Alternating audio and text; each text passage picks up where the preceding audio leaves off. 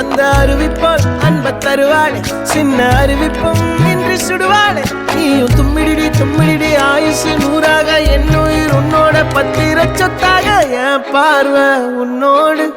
உன் பொம்மை கண்ணோடு பேசாமல் விண்ணோடு நாம் மிதந்து போவோம் காதாரா அடியால்